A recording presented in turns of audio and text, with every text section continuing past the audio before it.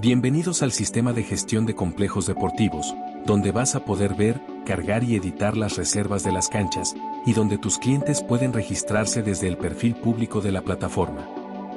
Para comenzar vamos a registrarnos. Seleccionaremos el plan que se ajuste a nuestra capacidad. A medida que vayamos agregando canchas el plan se actualiza automáticamente. Completamos nuestros datos. Una vez completado el registro accedemos a la configuración general. En esta pantalla vamos a completar datos como razón social, quit, logo, horarios y días de atención y forma de reserva. Para más información sobre reservas desde el portal público busca el video.